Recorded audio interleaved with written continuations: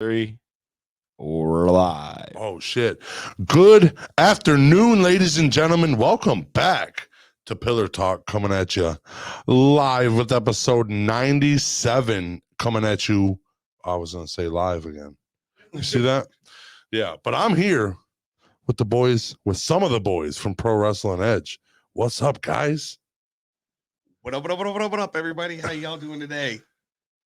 Was waiting for you to go ahead and get that going there, Josh. Well, I figured I'd knock it out earlier. And I am Brokowski, part of Pro Wrestling Edge here. And I got the fellas here with me. We are also the commentary crew. Tweet. I'm Jaybird, y'all. Tweet. I'm Big Kaz with 2 Z's.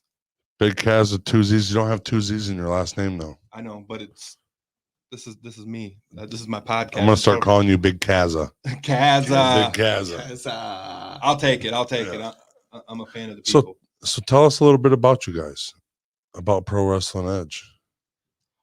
Well, Pro Wrestling Edge, we're based out of Michigan, but we cover independent wrestling mostly in the Midwest. We like to go to shows, and our shows that we do and we put out on the podcast are based around interviewing the talent that we see at these shows and kind of giving our fans an insight of who the people are. Who they are behind, or do you try to go with the gimmicks too? Try to have them on their full character, or per se. It depends on what the wrestler would prefer, really. It doesn't really matter to us. We'll do the full gimmick dance with them, or we would prefer to do the more personal in-depth. Yep. So we like to get more questions out of them that way, find out a personal feeling behind them, whether it's favorite movie, video games, they do Twitch streams, whatever it is. So just breaking into the mind and lifestyle. Yeah. And of course, we always go over their training. We go over how they got into business, how they found wrestling as a child or as a young adult through video games, their pops, whatever. Okay. And how long have you guys been doing this? Well, Dan O'Mac, he's not here today. He's the actual OG of Pro Wrestling Edge. This is his brainchild, his baby. He started this, I think, in 2019. Okay. I came along in 2020. Me and Nick the Gooch, who's also not here today. Nick the Gooch. The name's so nice, you got to say it twice. Okay. Yes. Me and him started in 2020. I think it was about the 30th episode in there somewhere, 34 somewhere in there. And it was Chuck Stein was our first interview, deathmatch wrestler. So that was really cool. And then later on, we ended up bringing in these fools here with us, starting with Big Kaz. And he started probably about the 70th episode or in there somewhere, I want to say. Yeah, I came on as a guest around 40, mid 40s, as just a guest. Me and Dan O'Mac, we go way back. I've known that guy since I was probably 13 years old. So that's 25 years of knowing this guy. And we met up again later in life, just kind of stumbled upon each other at an independent wrestling show at Clash Wrestling. And ever since then, these guys hopped on. I was doing my own thing. I had a work schedule that didn't allow me to do the podcast, but then I shifted things around and became part of the team. Started going on there. And what's your story of getting on the team? I was out in Florida for a while, driving around, doing my own thing, and working. And then COVID hit, and I came back. And around that time, these guys were like, "Yo, you want to jump on?" And I was like, "Hell yeah, dude, let's run it." But I've been going to shows with Josh since he started going to shows almost. So COVID made you come back to Michigan? Yeah, it was kind of like I was debating on if I should or shouldn't. And then the job I was working, COVID kind of took that away. So I was like, oh, fuck. It shut your whole shit down. So you're like, now's my time. When that shutdown happened, I was just, I had no job. I was just chilling. Yeah, chilling. Yeah, that's how everybody was in that first, that shutdown happened. So what, you just have family up here? This is where you grew up? Yeah. Okay. Yeah. Oh, yeah. So you came up home. Well, these two are actually they're brothers. Yeah. These two are brothers. We're brothers. And that's how the team became, it was natural to bring Jordan along. And Nick the Gooch is my brother. So, it's kind of like a family and friends business. And you've been friends with Dan since fucking you were kids. Years. Yeah. Dude, is that where the love for wrestling? You guys all just loved wrestling your whole lives, or? I have. We all have. Definitely have. I personally, I grew up watching it from the 90s, Attitude Era, the Monday Night Wars. That was all my shit. And then slowly finding out through Deathmatch with CZW and stuff like that. But I always made him watch it. I'd always put him in all the moves. You're the big brother? That shit. So you made him, yeah. Yep. He got the ass whooping. He knows. Look, I'm going to show you the figure 4, bro. Check this out. Exactly how it would go. I seen how he did it. Watch. It don't hurt that bad. Yeah. It never does. Rita says, hi, guys. It's not a gimmick. It's a life. It's a lifestyle. What's up, Rita? It is. In low key, I feel like its life turned up to 30. They cranked that shit up. Dude, I always say you crank that shit up to 11, man. Because the hyper you get in the crowd, the more hyper they're going to get in the ring and the better performance you're going to get out of them two wrestlers. And then, yeah, because if everybody's dull and shit, you're not into your moves as much. You're not into what you're doing. Yeah. As bad as, they do. And those guys go hard. Yeah, throw me on my head now. They're cheering. Throw me on my head. Break it. I don't care. Exactly. Yeah, exactly. Because they want to feel what you're feeling. They feed off of your energy. And I always say that I feed off of their energy. Oh, yeah. And when that's just going, it's a beautiful thing. When everybody's yelling and screaming and shit. Everybody. It's a controlled riot, Yeah, exactly. I like that. Controlled riot. Yeah, we're super intense at shows too as fans. We really get into it. Oh yeah, dude. I feel more like a fan when I'm live at at a show than a fucking. Well, I'm trying to commentate, but I'm like, yeah, dude, and I love hating these people. Like I fucking hate him, but I love him so much. Yeah. Like if he wasn't here, I wouldn't be so happy. But I fucking hate him. Yeah, at the last IWR. You suck. And I'm saying that shit, but low key in my head, I'm like, man, please don't take this to heart, because come out again. But I fucking hate you. Yeah, I had a blast sitting with you at IWR, calling commentary with you, watching the Madman Fulton match versus Dread King Logan. That was You scary. were so perplexed because they were both just giants in this ring. Yeah, and what's crazy about Dread King to me is he's so little, but he packs a fucking punch. Like he was significantly smaller than the Madman. Oh yeah.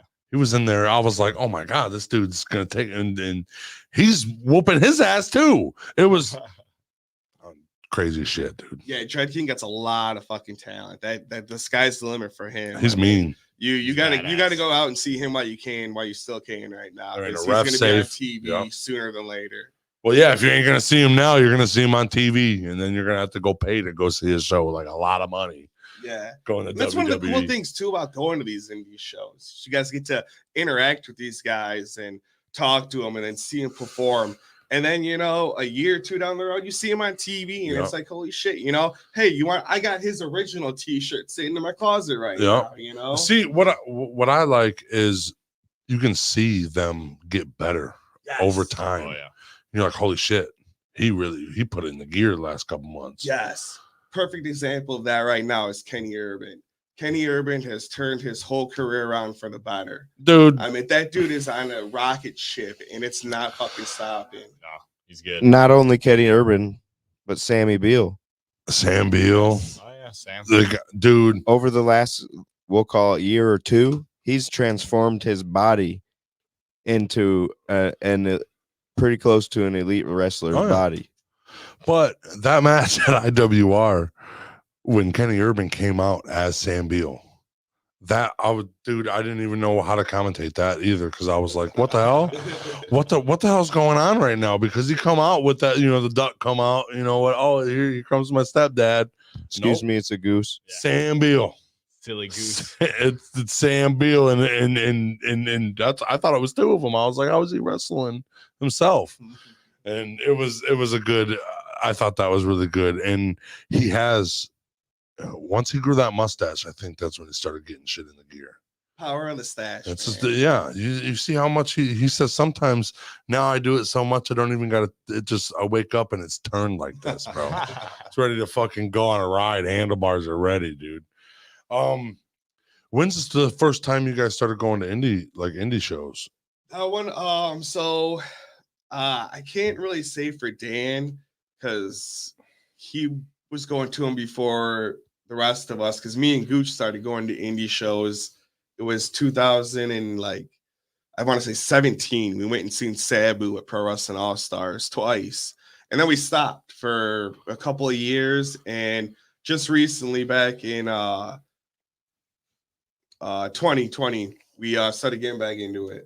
We went to Horror Slam, started going to see more Clash Wrestling again, and just going to see as much as we possibly could. I mean, and then even through the pandemic, we were doing backyard shows like every weekend. Oh, really? It was crazy. Like people just putting rings in their backyard, or just it was, fighting in their backyard. It was straight up Horror Slam. It was a legit promotion, legit trained wrestlers. Okay. It was straight up legit, but because there was no venues open at the time, they were doing them in backyards. Now, people gave them shit for it and stuff, but it gave these performers a chance to still go out, perform, keep their talent, not getting on that ring. See if what they were doing, if somebody liked it, even if it's a smaller group of people, it's still going to get them. If they're coming to see wrestling, they're going to be shocked and awed and yelling and screaming when it's good. Yes, and they put out every single time. I mean, they went out there 110%. I mean, the people that were there were like Jocelyn Navarro. She's all over OVW right now, cruising the country on the independents, killing it. Tommy Vendetta, Michigan's own. Yeah, he was at pretty much every Horror Slam. Jason Hotch. Yeah, I mean, look. Arthur MacArthur. Man, that's how, introduced to Zach Thomas. You know, a lot of wrestlers we didn't normally see. And, we say backyard, they weren't backyard shows, they were trained and all the protocols were followed with COVID. Like they did it legitly. It was outdoors and stuff. I can't remember what they called them, but undisclosed locations. Yes. That's what they referred to them as. And they put on these shows to actually keep entertainment going, right? Keep these guys going. Well, I mean, you don't get to go perform your art. Same thing like comedians. Nothing was open. Sean Woolley in the house. They had to go fucking backyard comedy shows. I went to a backyard comedy show for real. And that's what they all had to do. Like, you have to find a way to do. Some talents you need people to see if your fucking shit's working. Yeah. And that's a big thing, because you can train wrestling all day. You don't know if your performance is right unless you have you got to captivate fans. That's your whole entire thing. And you get that crowd's reaction. Yeah, the crowd's reaction of it. I mean, how are you gonna know if anything works good for you if you don't hear nobody booing you or cheering? Mm-hmm. Yep. And if you ask me, dude, the boos are just as good as the cheers. Oh, definitely. Just as good. It's still getting a fucking reaction. Yeah, exactly. And that's what you want. I mean, it doesn't matter if it's a cheer or a boo, you're getting a reaction from them. If you're getting booed, you're a heel, then you're doing what you need to be doing. Like the same thing about haters, like somebody's like, man, I don't like Pro Wrestling Edge.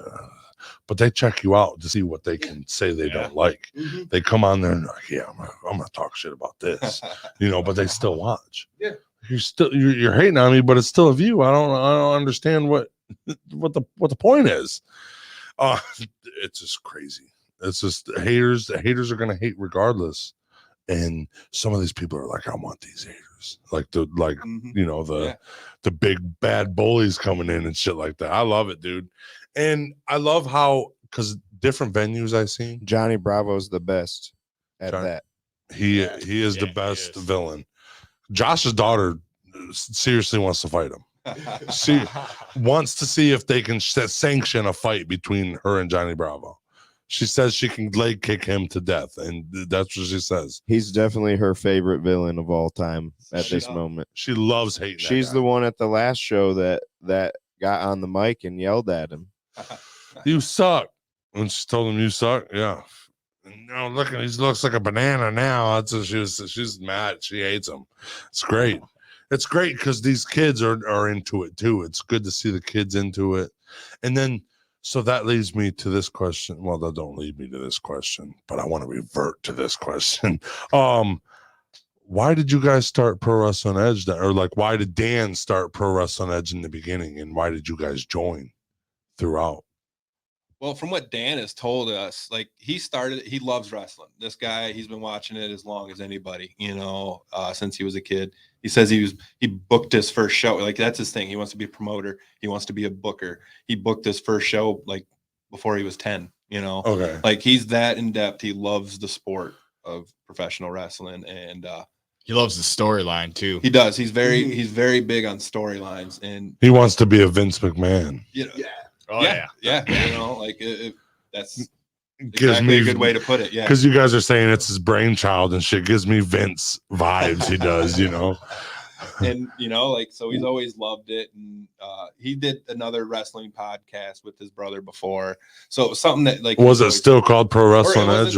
Not a wrestling, he did a sports podcast with his brother, and that one I don't remember what that one was called exactly off the top of my head, but he started Pro Sports Edge. No, I'm just kidding. I'm just kidding. He started Pro Wrestling Edge with the guy that he worked with named Bernard, and you'll hear Bernard on like the first 30 or so episodes and stuff like that. So he's always had a love for it.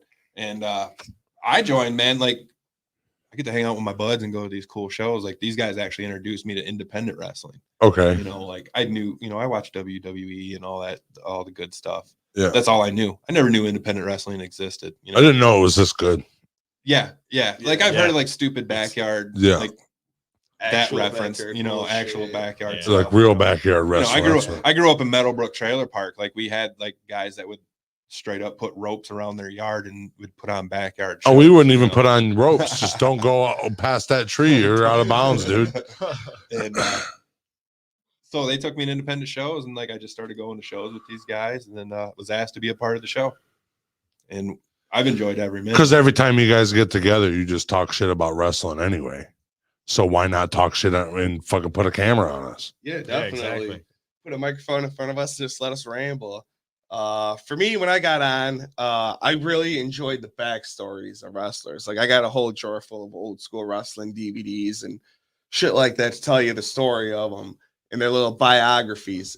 And that's kind of what made me like want to jump into doing the podcast. When you asked me, I was like, hell yeah. I was like, now I get to ask the questions that I don't want to ask, you know? Right. Instead, so you can dive deeper into the human. Exactly. You know? Or just like find out where they trained, how it was different compared to this guy to this guy. What was it like growing up trying to dream to be a wrestler? You know, what did you do to form that dream? You know? Yeah. Who was your favorite wrestler? Yeah. You know, the famous question. And going to shows, you know, I like Brandon's Big Cass said, I didn't even know indie wrestling was in my backyard, and it's been here this whole time. Mm-hmm. Oh yeah, and, everywhere. You know, I didn't find out until I was in my 30s about it. And it was like, holy shit, you kidding me?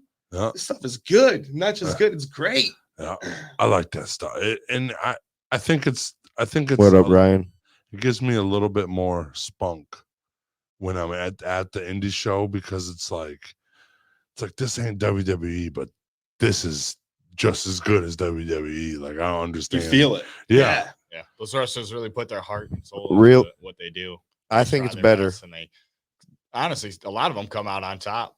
It's like, man, this is better than going to a show, because if you go to, you know, a big name one, WWE, you'll be sitting, you know, 50 rows back. You can barely see what's going on. And you done paid $200 to sit in that seat that you can't even fucking see nothing. Yeah, exactly. And you're gonna watch the big TV-atron or whatever they call during it. Intermission, you can't go up to and meet these guys. You know, Yeah, you're that's right. the big thing. That's Intermission awesome. and after shows, like, you could actually, you know, Intermission, these guys are sitting at a table. You can walk up to them. Yeah, take a Talk picture, to 'em, You get can shake their autographs, hand, take a picture, everything. anything. Yeah. buy a T-shirt or any type of their merch that they have. Like, these Mhm. guys are getting really creative with their merch too. Oh yeah, dude. Hornswoggles were sweet. Hornswoggle. liked- It was I fun liked- seeing that It was Hornswoggle. real hilarious. cool seeing He was Hornswoggle. awesome. There was Like, every wow. kid in that place had a Hornswoggle hat on. Yeah. That was crazy. I was like, I wish my head was big or little enough. Little number. I know. They were pretty small, so I wanted one Yeah. too. So I like them obscurities and their merch tables, you know. Yeah. Everybody can get the 8x10 or the sticker and stuff, but it's like when you got something different like that, you Yeah. know, it makes a little extra something special to it. There's a lot of good stuff in the indie wrestling that I like. Like, I feel like it's more personable. It's more Much more personable. Yeah, and Much then, like, more. Yeah. even the people, like, even just being at the shows before we were even going live from the show, people were still coming up to us and becoming friends. You know, that's how we met. That's you how, guys. yeah, that's how it started. I just I approached mean, you guys. it Like, was- I heard of you. I've seen you around. Yeah, and then it's like, and then it's connections everywhere, bro. You start seeing new people. You start making connections. What do you do? Oh, I do this. Well, oh fuck, I do this. So let's do this together. You know. Mhm. So that What? Rita says real quick, let me know when you want an old chick to join your squad. Rita, you can join either of our squads anytime. Preferably Brander. No. What's the future for Pro Wrestling Edge now that you guys got the 5 banditos together into 5 banditos? 3 amigos here. the 3 amigos representing the 5 banditos. Well, I mean, there's a lot on the board for us, as you have known, us 3 are the commentary crew. We call color commentary for different wrestling shows and would love to do it more on a professional basis because we try to do that with certain episodes of our podcast. But we're going to end up doing a bunch of new changes with our episode of the podcast. We're going to still do our interviews as always, but we're going to add in new segments at the end. And have different contests and stuff, maybe a wrestler of the month every month. Do fan questions. We want to hear feedback from you fans, you the people out there. And, whether it's good or bad, you want to hear us discuss about something or just say something, we'll shout your shit out and bring it up on there. What are a couple of the other ones you want to do? Man, we've got so much on the plate that we've wanted to do with we're calling this year New Beginnings. This is a new beginnings for Pro Wrestling Edge. So that's your little New Year's resolution. It's our motto for 2022. We only want to go forward and keep looking up. Same as you guys. You guys have a lot of plans that you got in your head that you're still trying to put everything together. And the New Beginnings is something that we've launched a new website. Okay. With that and shout that website out. It's PWE. I'd have to look it up. Oh man, you didn't come prepared. I'm pretty sure I'm pretty positive. I don't want to say Pro Wrestling Edge. Yeah, but we also started a Brainbuster store. You can go out and buy our merch. You want to see this pretty mug on your T-shirt every morning? You can buy one at Brainbuster Tees at any time. That's cool. We also started doing different. What am I trying to say here? Kind of just stoned out. We're launching a TikTok. It's just getting off the ground. TikTok. We're trying to get it more seen across all the social, more present on the social media. Yes, because that's one thing that we lagged on. We were against TikTok for the longest time. If you go back to some of our episodes, you hear some shit talking about it. Yep. Now I'm on it constantly. It's horrible. Yep. So we had some shit about it. But yeah, that's the thing that you got to do. Yeah, exactly. You want to stay relevant, you got to do the relevant shit. Yep.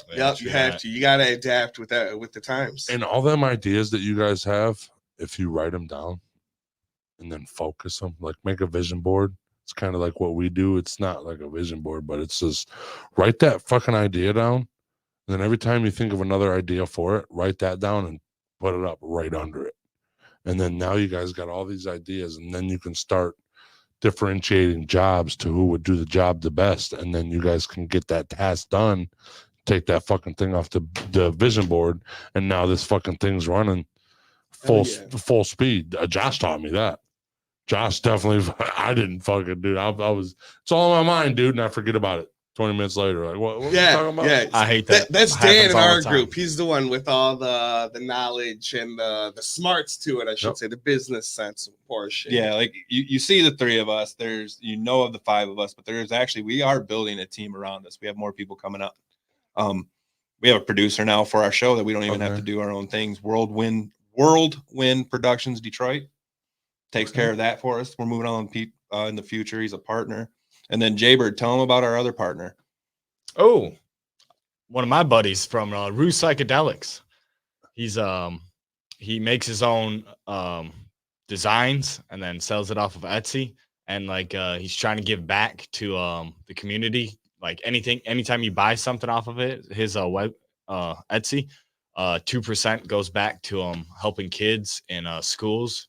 And then he's also working on some other stuff behind the scenes. I don't want to spoil it, but he's got some cool ideas coming. Sounds like we're gonna have to talk to him. Yeah, honestly, he's definitely your kind of guy.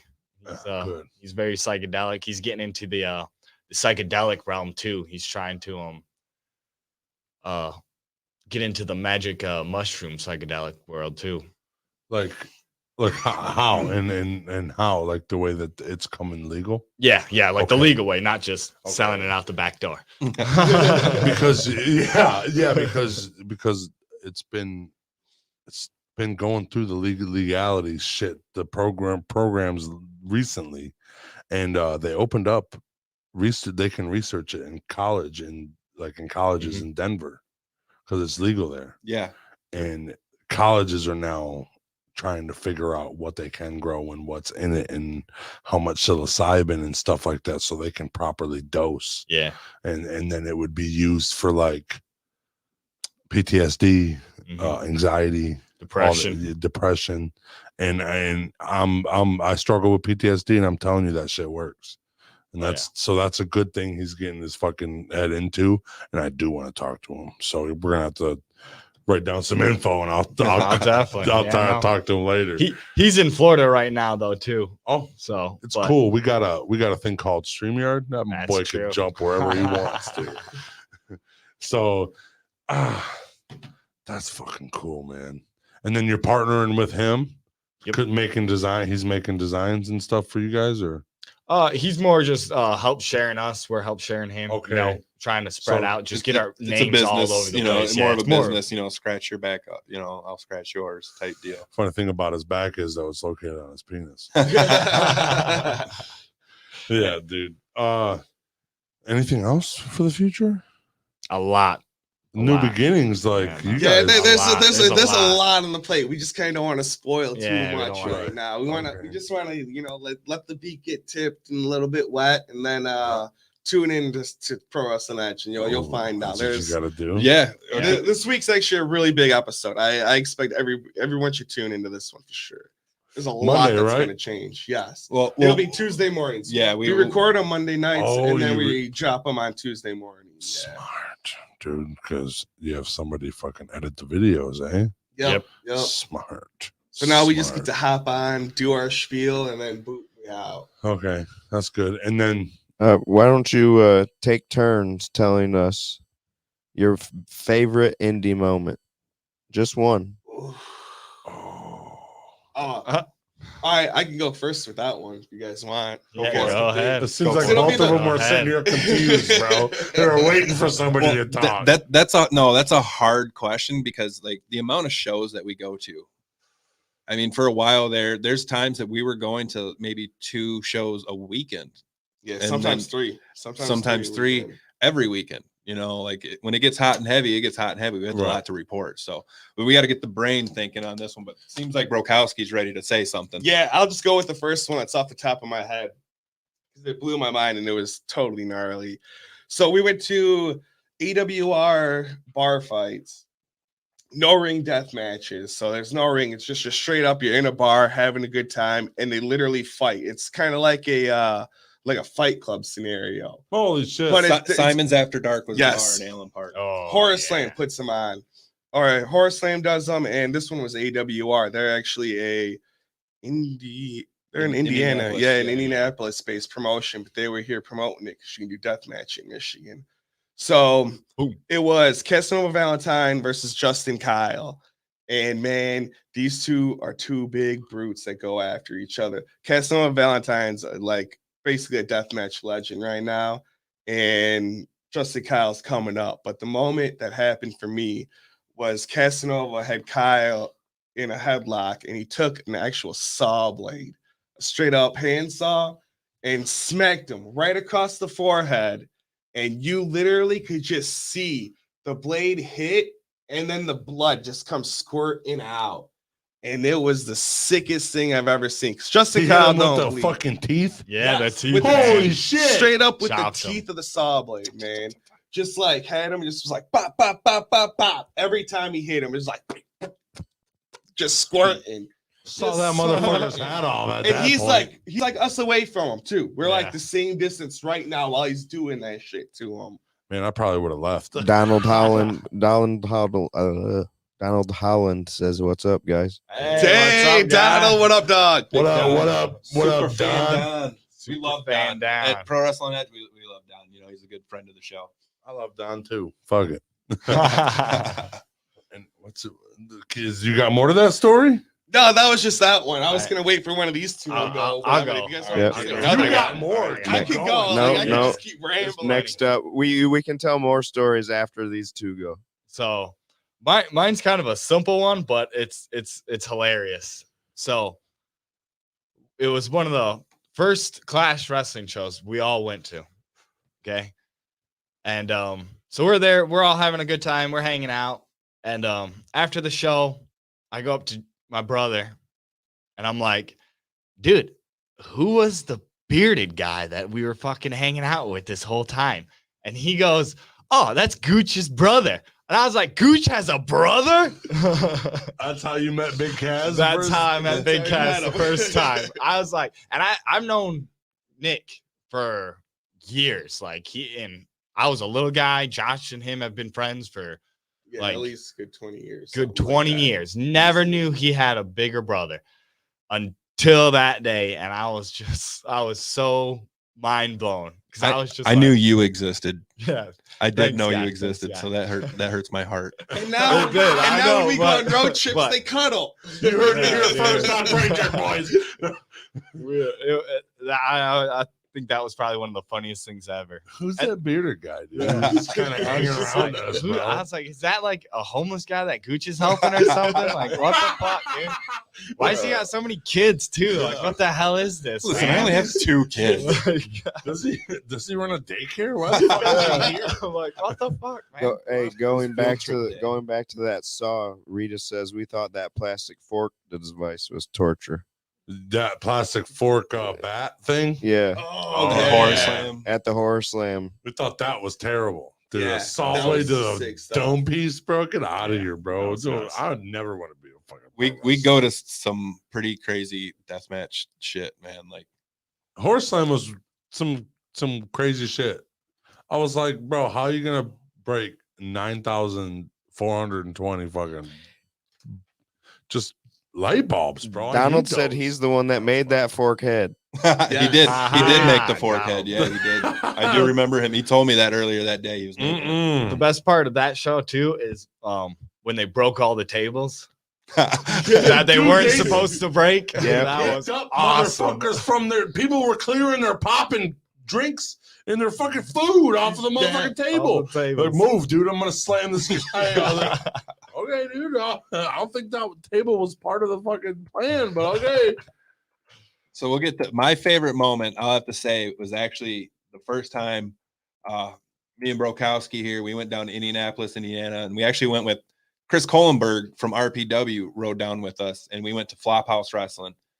First show, first one that we went on our own to actually do like a commentary type thing. And it was on IWTV, and IWTV is a huge wrestling streaming service and stuff like that. And it was just an all-around great show. We had people sitting on the roof of this house with broken legs watching the wrestling action. Okay. On a house? On a house. With a broken leg? With a broken leg. That's okay. And there was a road kind of like behind us, and we're having a lot of adult beverages. Like, it was a party. Like, probably too much. I was trashed. Yeah, okay. You know, there's 4 kegs. You don't remember the fucking show before, so you guys can't talk about it on Monday. 4 kegs of flat beer. It was just absolutely fantastic. In the flop house? Yeah. It's flop house as fuck, you know. Flop like house it's as just fuck. that's the style. And there's a main road behind us that we didn't know about. And I stood up at one point to turn around while I was talking, and you just seen people parking on the side of the street to stop to watch what was going on. The show started with maybe 30 to 40 people there to start. Like, yeah. Okay. And then once the show was going on and people seen what was going on, like there was so many people that just walked up to see it, like over 100, 150 people. Easily. It was incredible. One of my favorite shows of all time. Like I got introduced to Hoodfoot. Hoodfoot's one of my absolute favorite wrestlers now. Apollo Star. We met Thunder Kitty, like a lot of people. Thunder Kitty? Yeah. 100. She turned 100 years old last year. She'll be 101. Shut up. But she's an indie wrestler. She's an indie wrestler. Her name's Thunder Kitty. She's actually been on GCW a few times. They got a Mae Young in indie. yeah. Holy shit. She's a little bit more badass and tougher, I'd say. I've seen her bleed a hell of a lot more, and I've seen. She's 101 years old, and she will be this year. We'll have to look at the month, but we had her on for her birthday. Flophouse had a birthday show for her, so we had her on the show. And Yeah, we did. We asked her what her favorite cake was and everything. Yeah, dude. Donald says ICW in Chicago is going to be crazy, and he also said they charged those guys $400 for those tables. It was 3 tables in total, I believe. But yeah, I heard Right. it was up there. Yeah. And you're right, Don. Chicago is going to be dope, man. I am jelly that you're going. That's going to be sweet. They charged the promoters $400 for the tables that the wrestlers. Yeah, because the building owned those tables. They weren't supposed to be broken. That's what made it so awesome. Oh my god, dude! What do you want to happen, dude? They were brawling. Right? Yeah, there were some big boys brawling too. It was intense.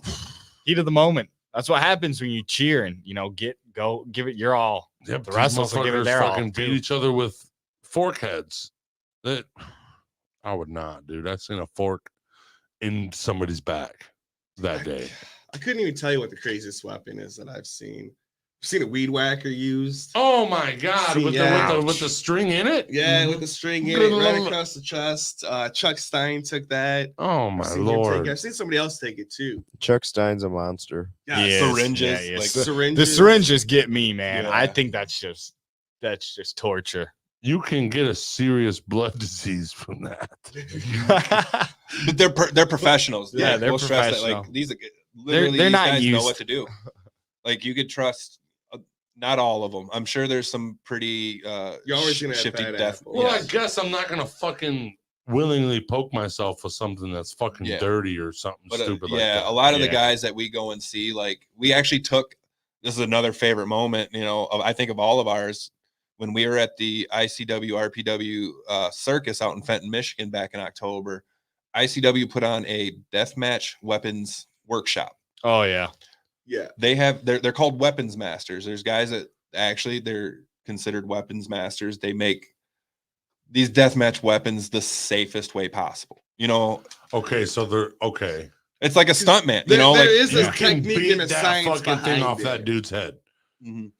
They know what to use and what not to use. Like it's like toothpicks. It's like a crazy science.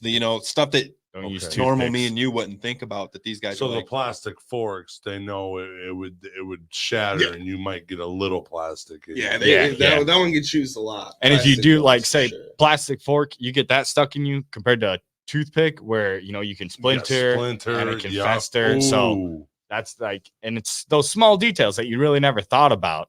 But then we went to that seminar and it was like, holy shit, man. I never even thought about this. Squirrel says, frig that. Yeah, that for sure, dude. Sure. And that's weird that they really got fucking okay. You can smack this dude in the face with this piece of weaponry. It looks like it hurts, but it won't kill him. Oh, it's gonna hurt. Oh, it's gonna regardless. hurt. There's always gonna, and the chance of accidents are always possible. That, but like literally the people we go and see and like endorse and talk about like on our shows that do this work, they're literally like they take this hurting each other so seriously and professionally. It's crazy. They really care about each other. They do. Like that's the thing. You got to care about your opponent. You can't be a good wrestler if you don't give a fuck about that guy. Yeah. You got because you got his life in your hands. Yeah. Oh, yeah. Because one wrong move, you can drop that motherfucker on his head and he's not walking ever again. I mean, even in death matches, like there's panes of glass or light tubes, like certain light tubes. There's the Nick Gage documentary on Vice TV, like they showed a whole thing where his armpit got gashed open by a light tube. He almost lost his life. He died. Yeah. Like 2 times. Yeah. Those ones don't have the gas in them, right? The ones that they use? No, they're just the T12s are just a thinner glass. No. The smaller you go, the thicker they get.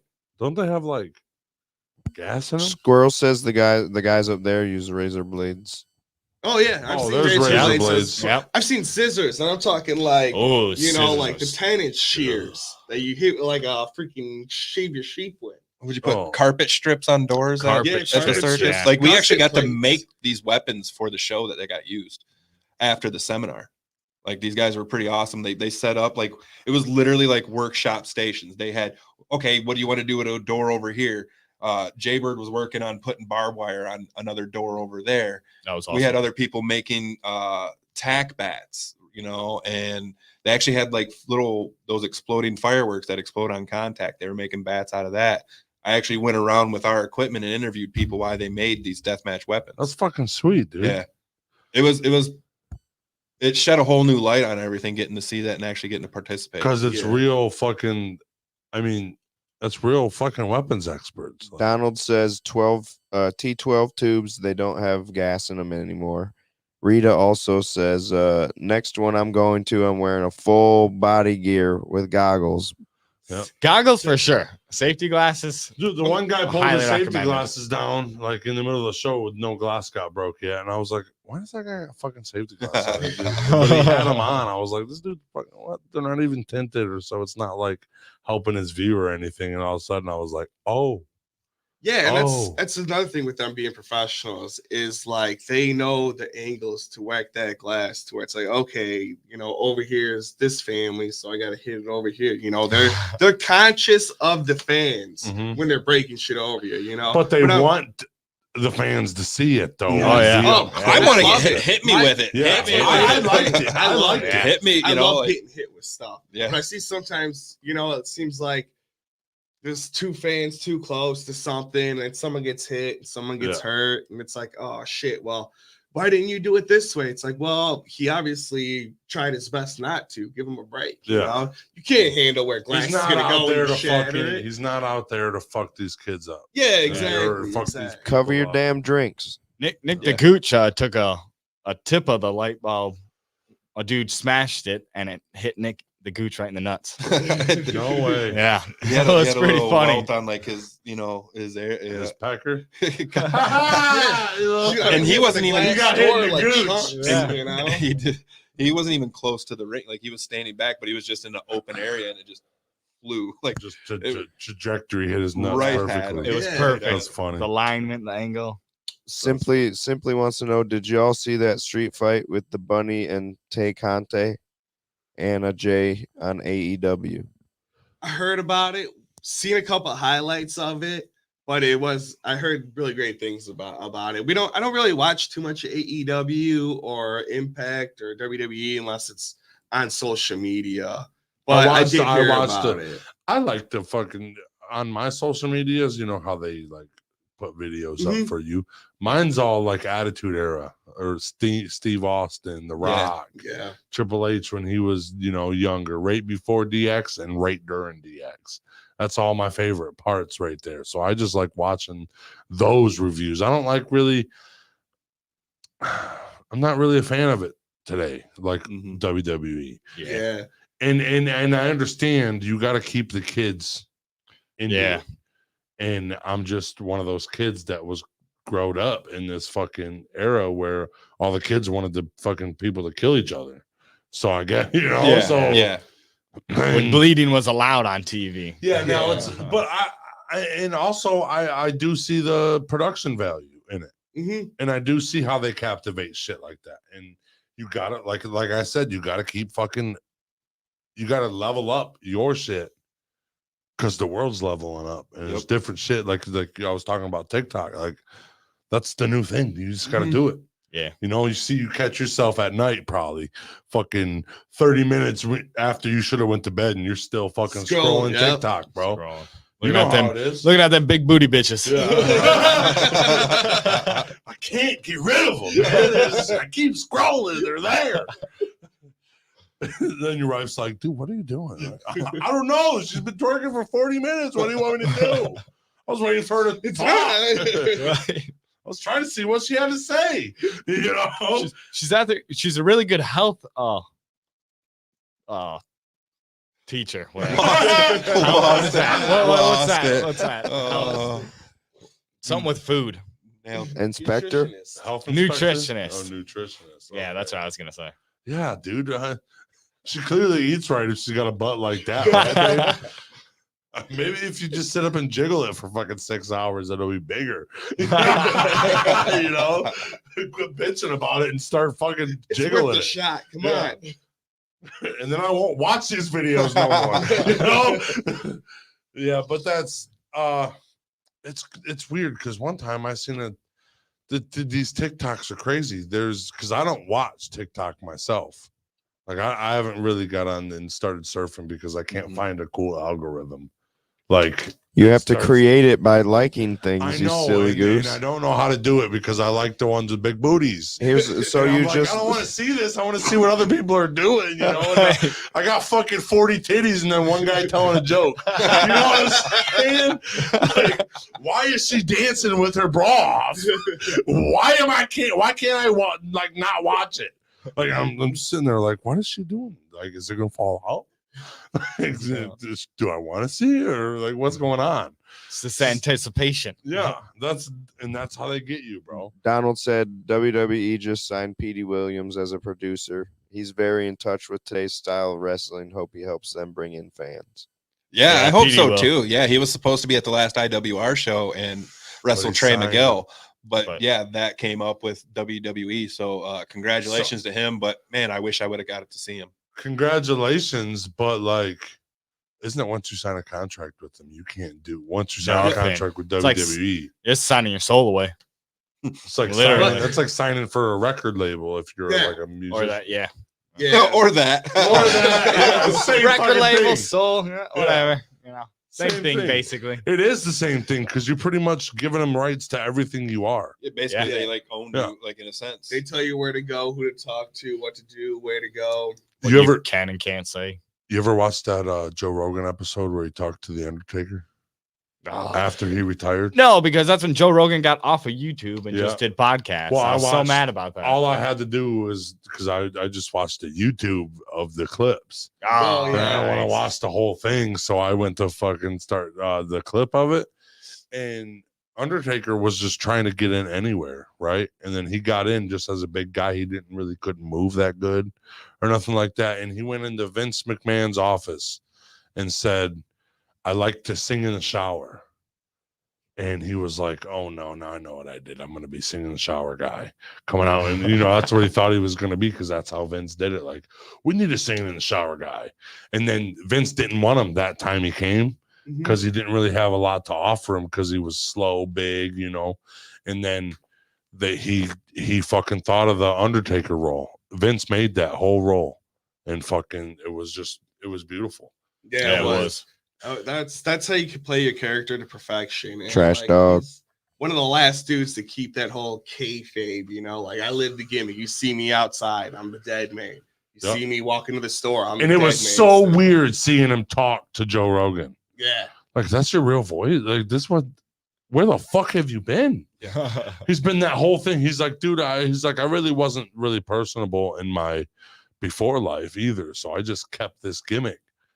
And now, now he's somebody famous. Now he can start talking. And he got Yeah, something and to that's talk the cool about, thing too, because that dude gets probably so many stories. That dude reformed himself a couple times as the Undertaker still. Yeah. He was definitely. the American badass. He was the dead man. He came back as the dead man. Come on, man. Yeah. Oh, yeah. I think Paul Heyman was the best. Manager for him? Yeah, no, not Paul. No, Heyman. Paul Bearer. Paul Bearer. Bearer. Why did I say Paul Heyman?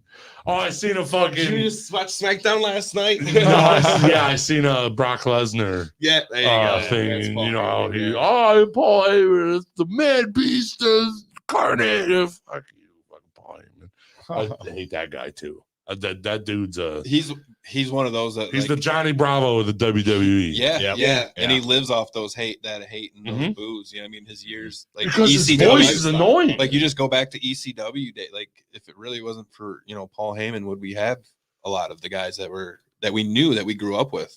Right. Yeah. I got a whole ECW wall freaking dedicated to that company.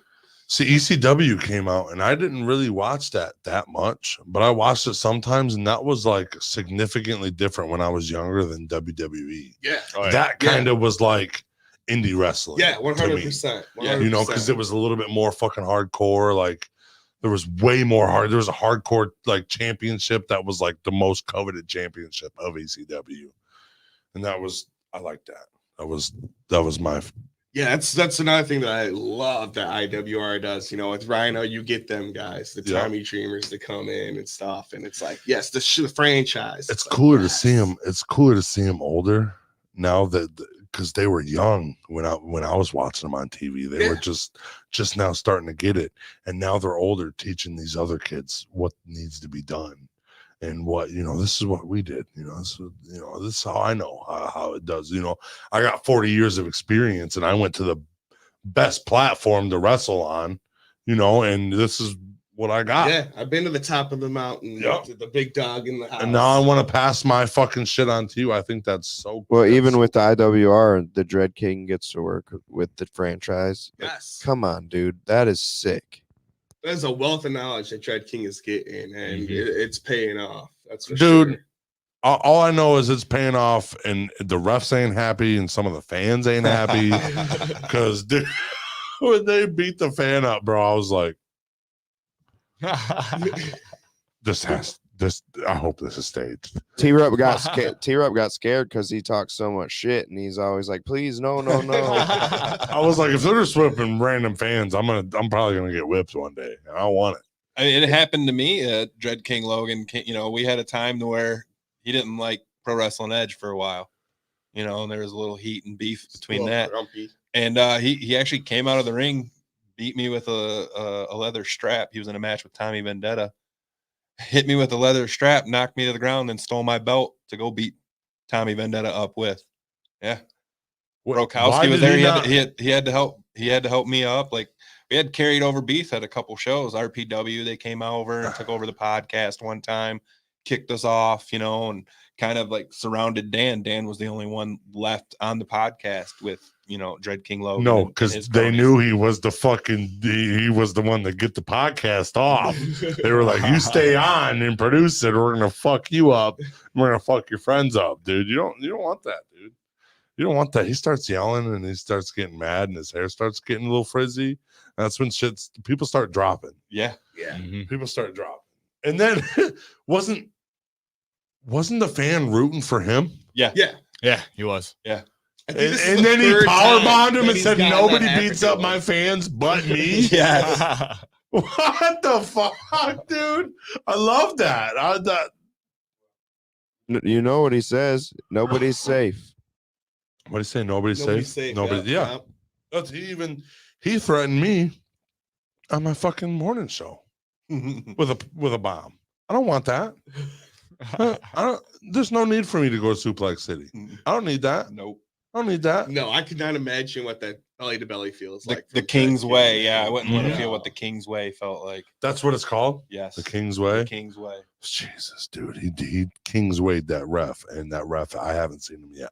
It looked like a crash test dummy. It didn't even look like a real person. Swung him around, and there's like, it looked like a dummy. Yeah. It looked like a dummy. Yeah.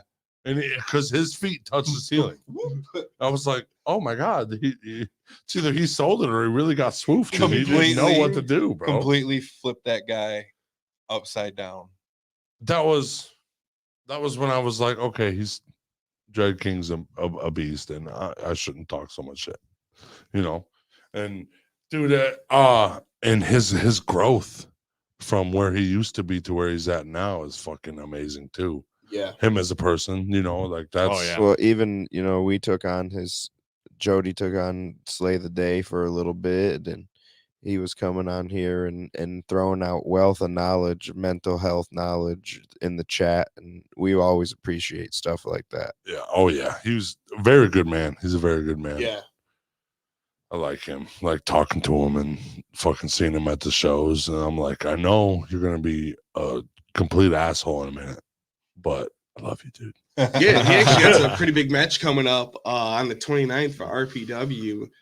Midwest Scum's taking on Iron Dragon. Or is it Iron Dragon? Iron something. I can't remember, but it's KTB and Sean Mercer. And that's two big boys. It's going to be a tall challenge for them. But it's going to be a great show. Great matchup. What's the farthest you guys traveled to go to a show?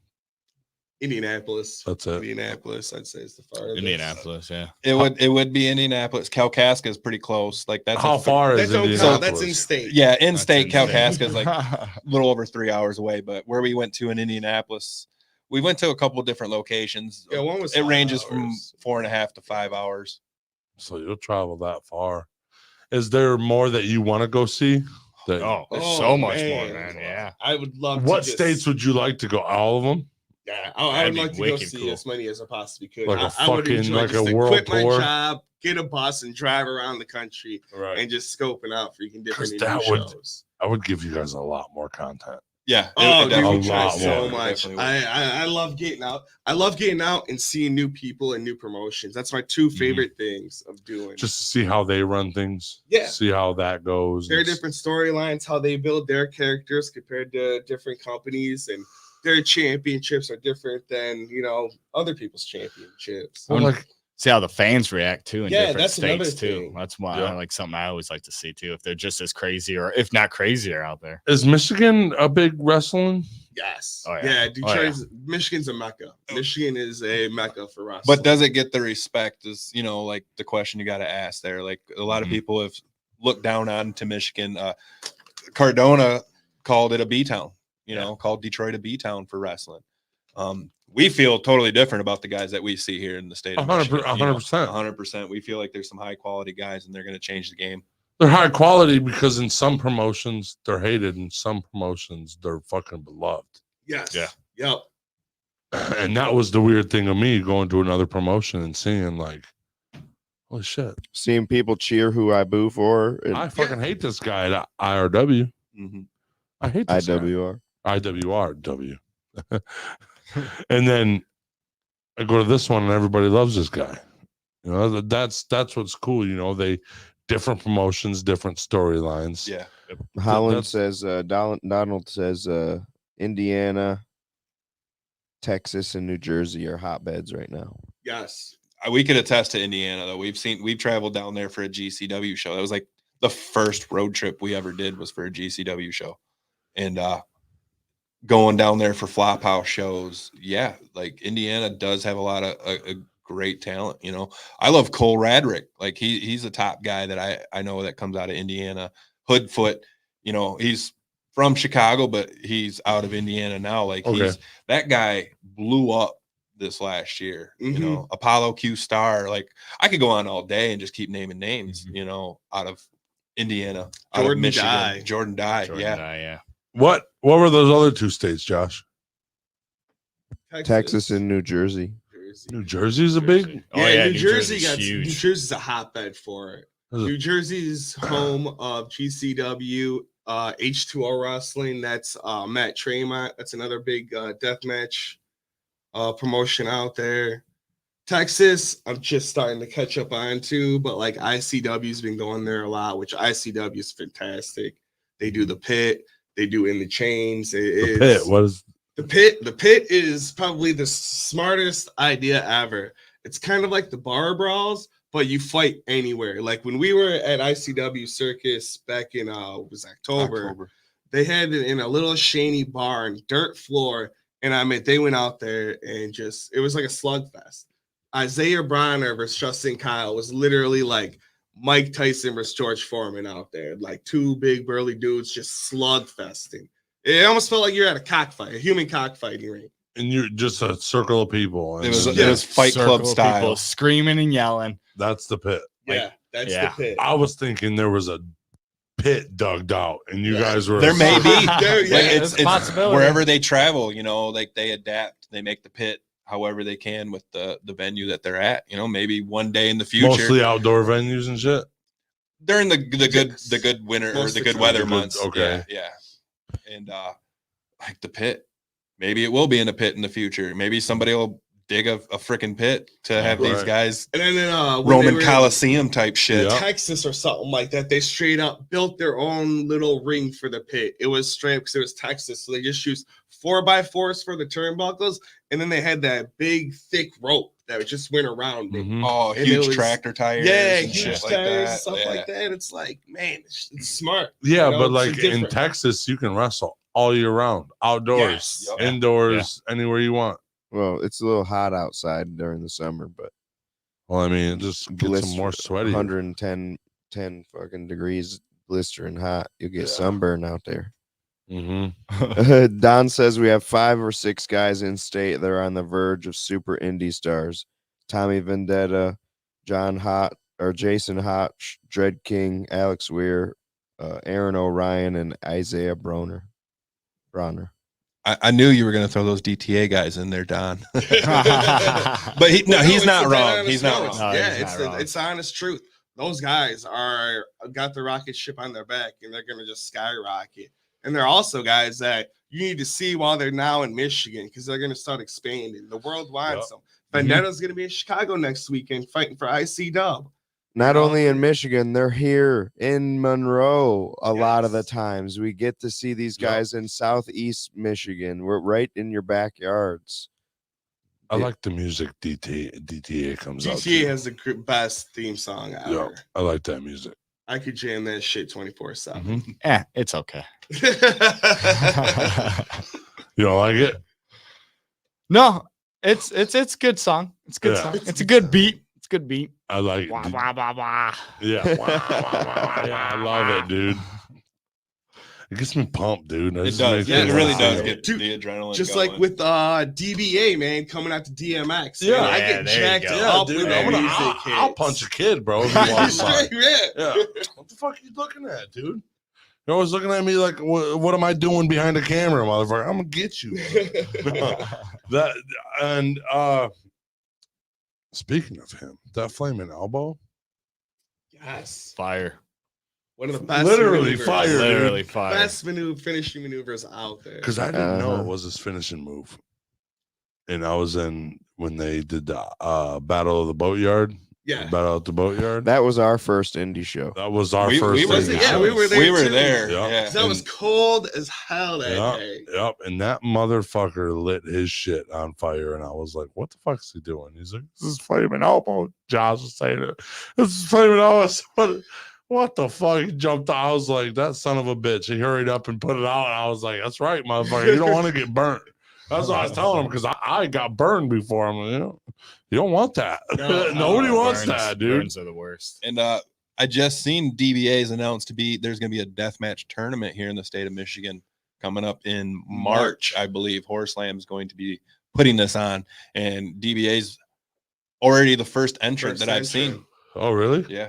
Shit. What do you guys know about this this championship belt that I see Nate Bach has, the loser belt?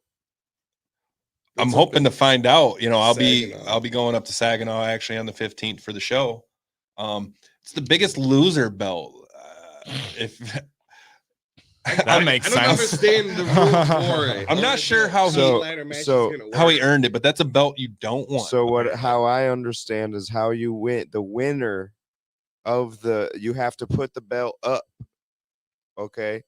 You don't take it down. You put the belt up, and then the winner of the match gets to pick who the loser is, and that loser gets the belt. It's just like a big ass dunce cap for that promotion. Like, oh my, hey, jackass, that's awesome. You're the turd. And right now, Nate Bach is the owner of the turd. So the winner gets to pick out of whoever was in the match who lost. Yeah, and it's all mystery opponents right now. I think just Chinstrap Jesus, Kyle Barrett, and Nate Bach are the only ones in that match right now. It's going to be 6 entrants. I'm pretty sure that's what it is. I don't know 100%, but yeah, there's going to be some mystery people in this match also. Right, yeah. Dude. Donald Holland says, you guys got War Wrestling coming to Toledo. One of the best indie companies on the scene. Just announced they'll be running in Toledo. Yep, yesterday they did that. Yeah, I did see that. on their Facebook page. I didn't. That's sweet. We have to look into that. That is pretty cool. War Wrestling, that's a big indie. So they're down in Lima, Ohio, or down that way. They're a couple hours away. I don't know exactly. We actually did a live for them one time. Okay. Oh shit. Nice. Okay, so I know that. Oh yeah, that was okay. Hey, it's a brain injury, boys. That's what okay. That's what it is. Cool. So we I was there one time, Oh, that was the show we seen in Toledo, Josh, right? No, that was the show we saw in Lima. Toledo's TCW. TCW was Toledo. We went to But- Lima for a wrestling show. Yes, for war. I think And we were then- talking and about they- that one too, weren't we? Yeah, It was there's- the free there's- one. It was the Yeah, one it in was the a free hockey one. rink. It was the one in the hockey rink. Remember? We were sitting right next to the glass. We hung our flag up on the glass. I recall some of that, but I don't think you're telling the truth. It was a 2.5-hour drive there. Oh yeah, I was there. Yeah, fuck yeah, I remember that. I'm sorry, dude. I'm sorry. Go to Yeah. so many shows that kind of just blend together. I mean, Sometimes I had I- that problem too. I think that just whole day was absolutely. blend together or something. Oh, I know we didn't have nothing to smoke on the way home. That's probably why he doesn't remember the way there or the show. I was mad. Yeah. Because I was pissed off about it. Dude, I'm glad about this fucking new year. You guys made a New Year's resolution for the company. Oh You yeah. guys got any new, things that you were trying to change up for yourself personally for the new year? Mine's my health. Self accountability. I'm a bigger guy, big Kaz.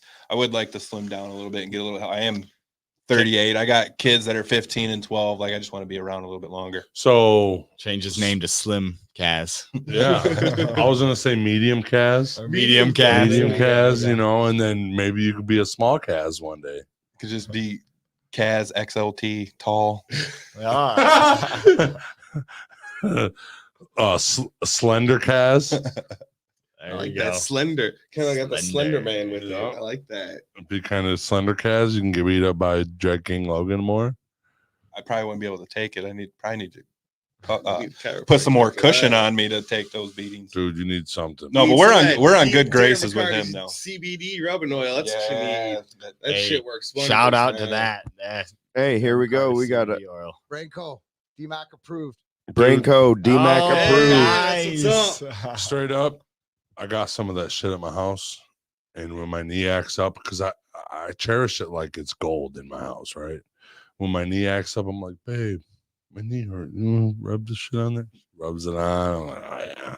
It does. It actually works. Oh, yeah, It it works works. wonders. It works for your back. My lower back usually always kinks up, man. I rub some of that on half day through, no problem. Dude, he just came out with gummies too. Yeah. Mhm. Yep. Seen that? I can't wait. I'm excited for those. Yeah. My cousin says he goes to Glass Jar and gets the DMAC. Mac 69 they Yeah. carry. He loves them. He fucking loves them. Yeah. The last show I remember seeing him at, we were at the RPW show, and he shows up with his little box, and he come up. We were actually putting the barbed wire up for the no ropes barbed wire match at RPW. That day. Ooh. Yeah. And that's something we got to do because we went to the death match weapons workshop, and we were asked, hey, you guys were there, you understand how this works, could you do this for us? So we went and did it, and DMAC showed up. He had a box that was probably, opens it up. He's like, hey, come here, guys. Opens it up and just hands us each handfuls of these pre-rolls. Yeah. Oh yeah. Every time he sees me, he's like, hey man, here, I got some for you. I'm Yeah. like, okay, dude, cool. My wife got mad that I went home and started playing the game with my friends. I was like, dude, I'm not gonna roll one. I'm just gonna spark this bad boy up. Sent her a fucking Snapchat by accident with the fucking joint. She's like, oh, you're smoking a pre-roll without me while I'm at work? Cool. I still get shit about Whoopsies. that shit, bro. Hey, Misty's in the house from Japan. Sweet. What's up, Misty? What up? From It- Japan. Konnichiwa. How to sueño? Nick the Gooch says, great to see my guys with Brain Jerk. Wish I could have been there. Hey, I'm glad Nick you're the in. You're Gooch, seeing I'm it. glad you were able to make it. Yeah, glad you were able to come in here spiritually, not be here in the fucking physically. His Gooch is present. This Gooch, we were talking about how your Gooch got hit with a piece of Like light. Yeah, Thanks, dude, Josh. the light tube, Nick. Light tube. That's good. You guys got any good stories from Indy? Come on, you said you had a ton. I got another one. Go ahead. Go ahead. And it's so we went down to Flop House and we stayed the night. So we got shit face wasted because that's what you do at a flop house shows. You just get wasted. Flat beer, right? The flat beer. No, I think this was a private stash one we went to. And you gonna talk about the goddamn holiday special? Was it the goddamn holiday special where we went to the private stash? Yeah, okay. So it was we brought our own beer. We brought our own because it was BYOB. Yeah, it was BYOB. So we brought our own. We drank all of it. That's why you got shit faced, because you had a ton of your own. Yeah, that's why. We come prepared. Yeah. And that night, Justin Kyle invited us to the private stash that he had going at his place. So we were like, oh, sweet. So let's get more drunk. Yeah. Well, Josh tried to take down the address. We were drunk. Next morning, we wake up and we're trying to find his house. We're like, oh my God, Josh is like, I think it's this name. And he's like, just text him. And then he sent him the right address. And we're like, oh, okay. It's right behind this Walmart. Sweet. And it's like 10 minutes down the road. Hell yeah, let's go.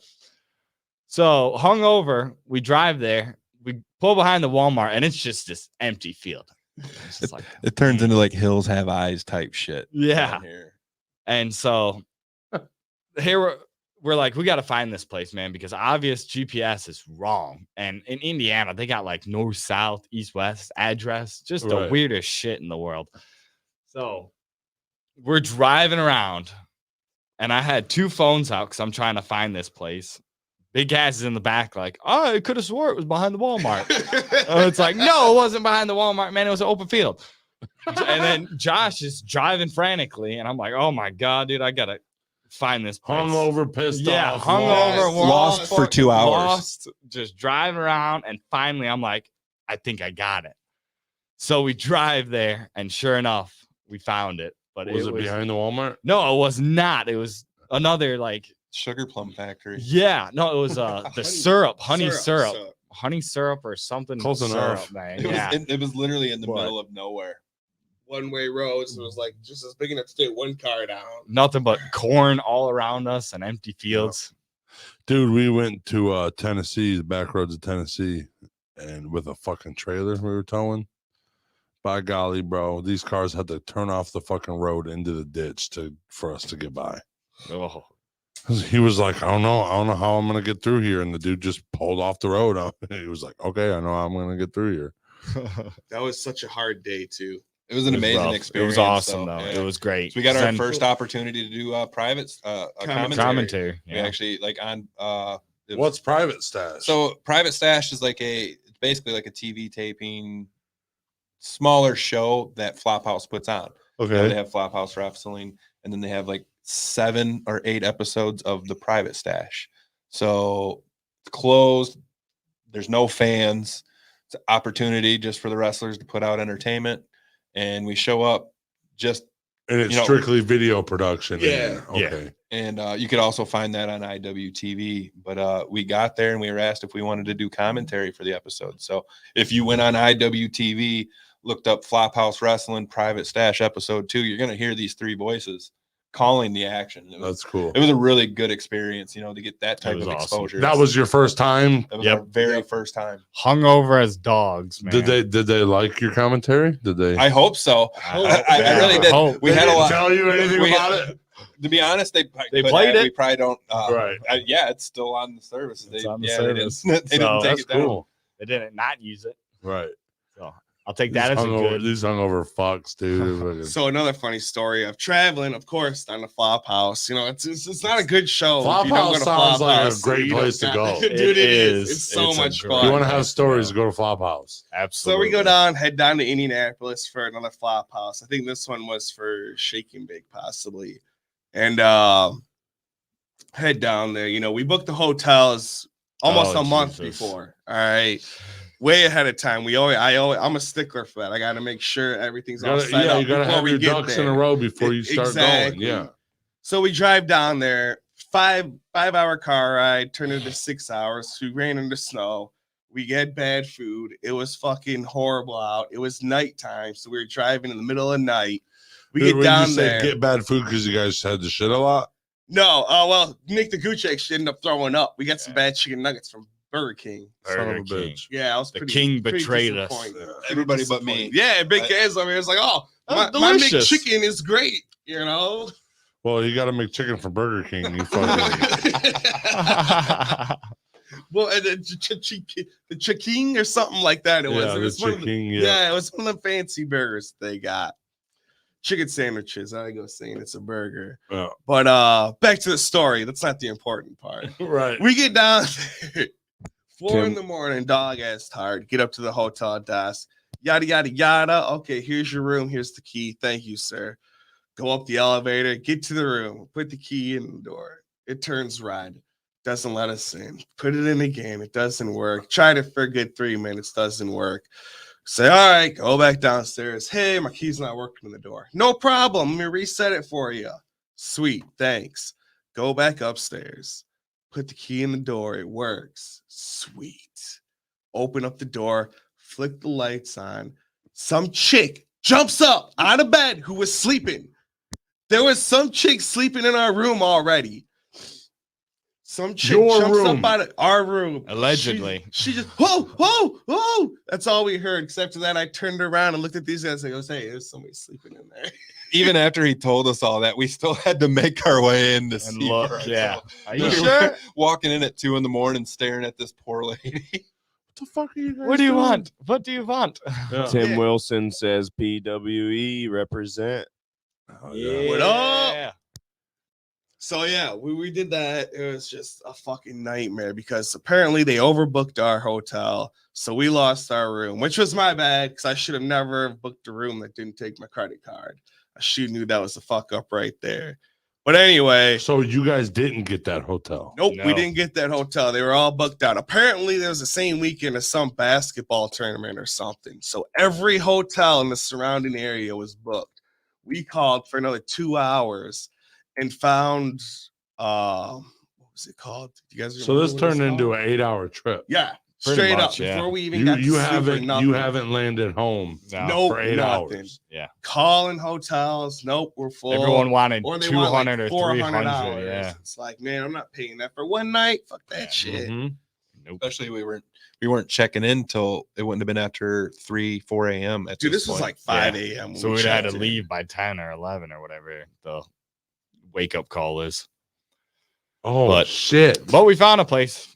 Yeah. We Had a- finally found a place. At least it may have been a place. It could have been a haunted place because when we walked in there, Like it wasn't real. Like it was Yeah. a ghost hotel. Yeah, was like you accidentally found this spooky place and nobody was in it, but everybody's in every other hotel. We show up and there was a toilet. I was just gonna say, there's a Outside. picture of Jordan sitting on a toilet outside, pointing at the stars. it was a lovely place to take a shit. That's what I Lovely would- place. Did it work? No, It was It was in just the a grass toilet. by the dumpster. I'd have Like, been open nature dumping, dude. I'd have been out there fucking. we went out there to go You'd get catch me high, on there with my fucking cup of Jordan coffee. shitting. Yeah. that It would was be- nice. It was a good place. So you guys get this hole in a wall hotel. Oh, it was You horrible. get- How much was it? Fucking $23 a night. No, it was actually, I think it was like $100 a night. I think it was 120 total or something like that. Yeah. So you're pretty happy yeah, about because it. we Yeah, it stayed was 2 2 nights, nights, didn't we? yeah. Yeah. We And stayed it was 2 next to an immaculate pancake emporium. Oh, really? If you're Yeah, ever in yeah. Indianapolis, look up. It's I can't even remember that. place. pancake or hot cake pancake emporium. Something, yeah. It's absolute because we got rejected from the Waffle House while we were down there. Oh yeah, they We did. had too many people. There was 8 of us. Forgot about that. We walk in, the lady's like, "Nope, too many people." Too many people. Like we Why? open the door and that's the first thing she says to us. Yeah. she's just like, nope. They're understaffed, like how most restaurants in America were, or still are. Oh, this was after pandemic. yeah, Okay. Yeah. And we got shunned away by Waffle House, so I love Waffle House, man. I never got to try it because of that lady. Really? Yeah. That was your That your would've first been- time to that try would've it. been my first Yep, time. same here. I never had it before. And now you got that shitty Now it's like fucking for that. already yeah, bad taste in fuck my that mouth. shit. I'll go get my chicken and waffles elsewhere. You guys are missing out, dude. You guys are missing out. Maybe we can make amends. Waffle House, holler. at Yeah. PWE. We'll see what Count me a meal for that bad experience. Because, dude, Nick those are- says that hotel looked like the Bates Motel. Yeah, for real. Yeah. Like we walked in, checked in, and There's they a just toilet pointed outside. You right to shouldn't the have been door. there. Like we didn't go to the right. You know, when you go No, to a yeah, we hotel, went you go to the straight. left or the right or up and out. No, we literally went straight, and our door was right there. One way in, one way out of this hotel. I don't think we. Dude, there was somebody in there ODing on drugs as you guys checked in. Without a doubt, because it was some crazy. There was shit. 3 ODs that night. You And like just don't know. it didn't look like it wasn't run down or No. dirty or grimy. Like it was. Like, you walk in. What you guys are explaining is a poorly lit. What to me? Poorly lit single story hotel where like all the doors are like at ground level. There's no stairs. Yes. So like a motel, kinda. But it was clean on the inside. Yeah. Did it look scary? It looked scary on the outside, sketchy, with the toilet outside, of course. You know, because that's not decoration. You know, that's not decoration. You're not It's a good place to sit, though. Doesn't right? Good place to have your morning cup of coffee, and if you got a shit, you can just let it out. Parking Let it lot full go. of cars. Never seen another person. Never heard another person either. You guys almost died. And there, That's yeah. there's literally Like, there was a Every one of those garden. cars had people in them at one point, and they're nowhere to be found. Nowhere. They're all dead. There was I don't know a if it's garden drug spot out or- of our window too. Like they like Yeah. you know, and when we were leaving, the guy was mowing the lawn, and like he gave us like this. That weird, creepy wave. Like I'll Like, see like you he was a again. princess? Like he was a princess. Hey. It's like the kind of shit you seen in like the Black Hole Sun music video. Like, you know. Oh yeah, that's you know what? You know, we shouldn't go back here tonight. We should just go. So you stayed in there 2 nights. Yeah. Nothing bad happened though. Nope. No, nothing at all. I Surprisingly, mean, It was a ask, pleasant stay, You could honestly. ask Jordan. It was a pleasant stay. I woke Jordan up very creepily on purpose. Like it was. It was good. I was hungover. I was plugging in my phone because I forgot to plug it in the night before. And then I completely blacked out that I forgot that Big Cass was right next to me. And I just lay back down, and then I just turned over and scared the shit out of me. Dude, I was purposely looking at him like this too. I was up before he was, and I was just kind of laying there fucking around on my phone until everybody was ready to go. Playing with his morning wood. And the best time to do it I is when felt you're laying like next to your boy. I seen him go over and like was moving around. I'm like, he's awake. I'm like, I know he's gonna turn this way and look at me. So I just stared.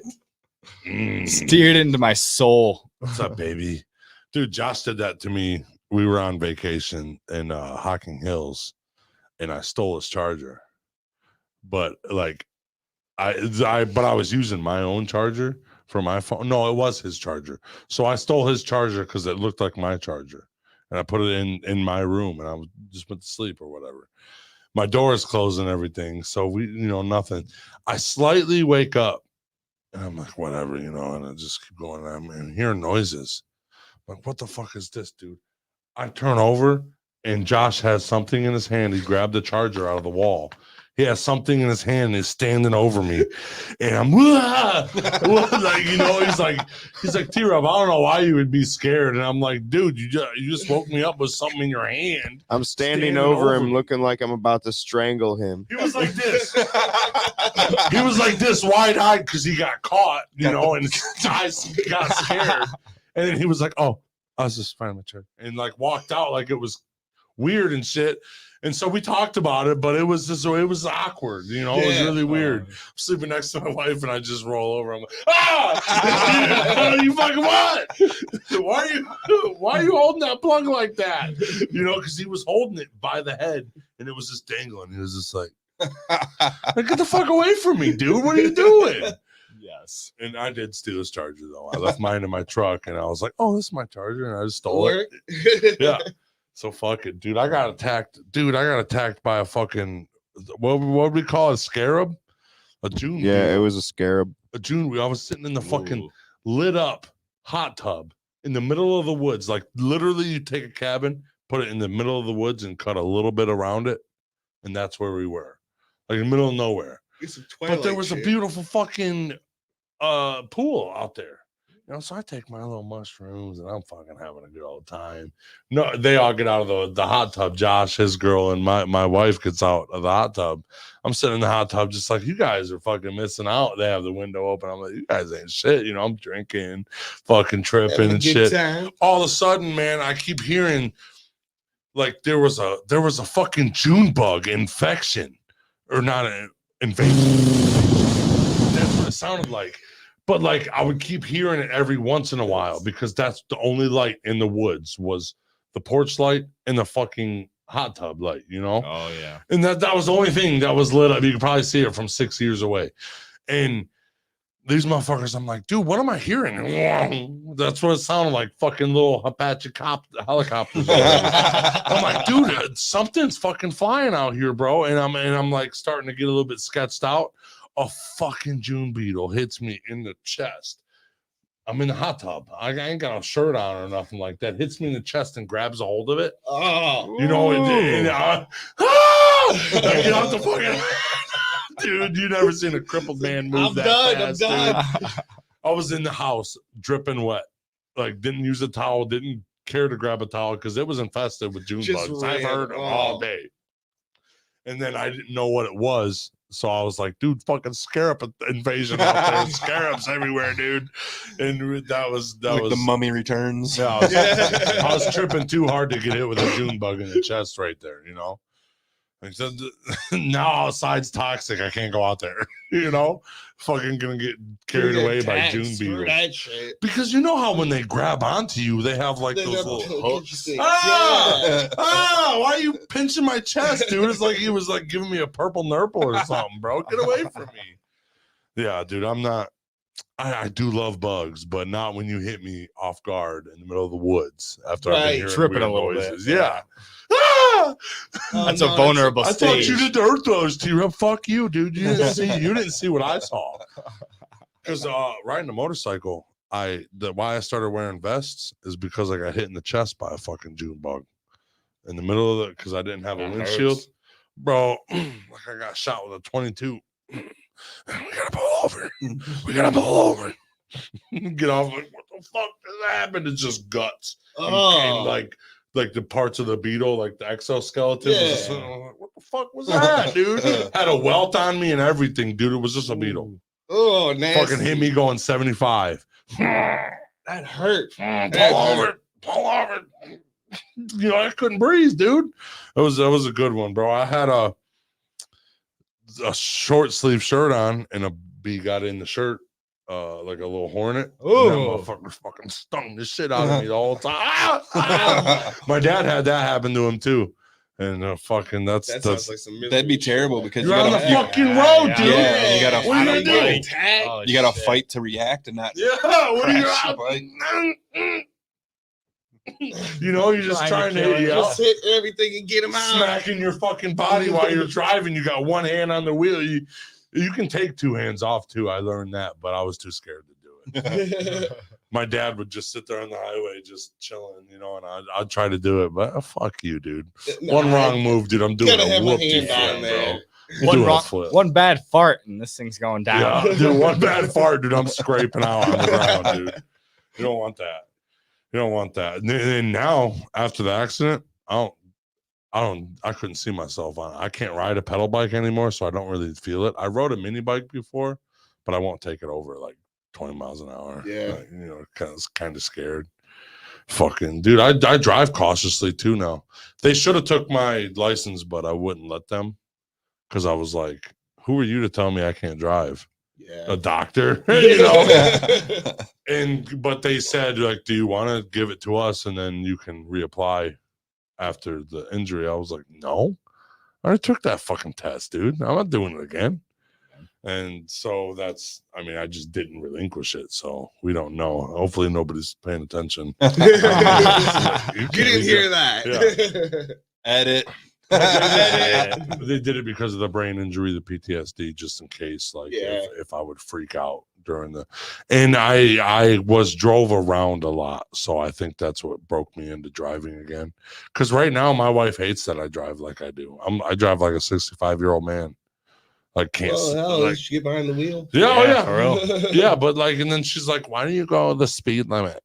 Because it says 35, so I'm gonna go 35. Well, that's just like you can go a little bit over. That's just a I'm suggestion. not going to. Yeah, it's a little bit more than a suggestion. Lord knows I go 500, dude. Let me go 500. This bitch is like, you're gonna get pulled over. I'm like, no, I'm not. I'll tell him I'm crippled and fucking scared, dude. Leave me alone. Fuck, dude. Any of you guys married? Nope. No marriages? No. A whole bunch of kids. I'm the only Yeah. one that, I mean, me and You, my Nick- brother, I yeah, have Nick 2 the daughters, Gooch. and Nick the Gooch has a daughter. Ooh. You're the only ones that didn't have any kids? Nope. No kid boys right here? Dan's got like We pull 8 out, we divorces keep it though. in. Dan's got them. They mastered the art of the pullout. Okay. Yeah. Okay. Well, technically, I mastered the art of a pullout too, but I'm married into having 2 kids. So, you know, I didn't really pull out, I guess. You know, I didn't pull out of the marriage. It's cool though. Being the father. How do you like fatherhood? Oh, I love it. You know, I got 2 girls that are just they're amazing. Teenagers. Yeah, yeah. How are you getting? I mean, these guys can kind of attest for it. Like my kids are, you know, Annoying. shut up. I like that you told the kidding. truth. I just that one now. I like that you told the truth. They but love you're these fucked guys. forever now that you go over there. No, I've already Brutus, one of the wrestlers, he came up and he was like, so whose kids are these? I was like, oh, they're mine, dude. He's like, are you for real? I was like, yeah, dude, these are both my kids. And he's still My kids carry on the believes joke this, yeah. too. Yeah. Oh, they do. They do. Yeah, They go right along with Oh, it. yeah. No, they come to the shows. They love the No, shows. they're fun. You They're know, fun. and I don't know. How I is hear a the- lot of horror stories about raising teenage daughters. Of course, there's, you know, when they have their girl problems and whatever and whatnot. But I'm not saying it's horror story, but I just delved into a teenage girl, and she's super emotional and super. But what I noticed is she hasn't had a dad her whole life, so like she's trying to, you know, get to the fact she just met me a year and a half ago. You know what I'm saying? yeah, she's got to figure it out. Yeah, and you know she's and I see it in her. That's why she's so emotional. But like, how do I fucking figure that out? Like, help her. You know what I'm saying? Like, you don't got to be so emotional or like sad and mad and angry all the time. But like, I don't know what it was like not to have a dad or something like that. So like, Or even what it's like to even be a girl. You know, as at that you age. as a dad of a teenager, how do you approach situations like crazy situations where you know it's like a hot topic? You know what? I haven't, to be honest, had those kind of situations happen to me with my girls. Really? Yeah, they're, like I said, we've got a pretty good relationship, and you know, they go to shows with me. I take them to a lot of shows. We go and do other things. You know, I've gotten them into like stuff that I like, that I grew up with, that now like it's kind of cool. Like for example, like the Ninja Turtles, they've come out with new movies for their And now you can. And well, before that they had watched all the old Ninja Turtles with me, the Back to the Futures, the, you know, those types of movies. So like we're very similar, you know, me and my kids. Well, yeah, they're your very, kin, very, you know, very similar. Like Impractical Jokers, like we went and seen them in concert, you That's know, one cool. year for their birthday and stuff. So that's cool. Why did Joe leave? he's getting a divorce, is you know what I heard. He's getting a divorce, so he wants to focus on co-parenting and taking care of his personal life. So personal life Yeah, stepped in. yeah. Joe's the bald one? Did you guys try the Juggalo juice? No, I didn't get any. Like I I've didn't know seen where the to find it. bottles I seen people having it and passing it around, but I didn't get any. What of is it? at ICW Circus. It was called the Juggalo Juice. Like What's up, Joe? I'm not for sure, you know, like stuff like that. I don't just take drinks from people. Especially there was something in it. I don't know. It's Lightning Fago. That's it. That's what I'm guessing. Lightning It's- Fago. Yeah, and if you don't know what it is, then you don't know what it is, and don't worry about what it is. Yeah, I got the idea. Like, Infused. yeah, we have the idea of I what it know was, for a but we fact didn't it's see it. Like, weed in there. I don't know if it was being sold around there or anything like that. The Juggalos raved at the circus until like 8 a.m. Yeah, those at guys the are going. first night. Like they were going all that night. Fago's extra charged. Yeah. They What is were it, fucking Molly water Fago. Molly Fago. No, they said they didn't try it. They don't know. That'd be fucking. That's what I was just asking in general, though. Sounds like Josh might know, though. Moonshine and Kool-Aid. I definitely would have wanted it. I tried to. I couldn't find it though. Yeah, we I didn't see know. Like people with it, you would but see a bottle here and there, but I didn't know where it was. Well, I didn't know thought what it was. ICW What does it was look actually like? on it. It's like a clear jug with an ICW sticker slapped on it. I don't know how you feel about clowns, but there's a guy in a full clown outfit with the ICP makeup on. That's sweet. It's cool, but You don't like clowns? yeah, I'm not one to just jump up and be like, "Hey, guy, Yeah.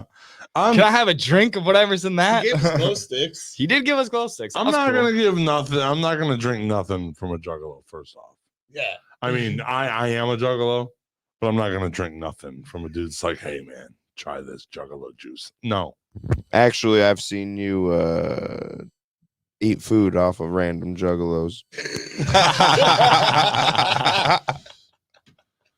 I did take drugs from a dog one time at a Take a couple at a body gathering. shots.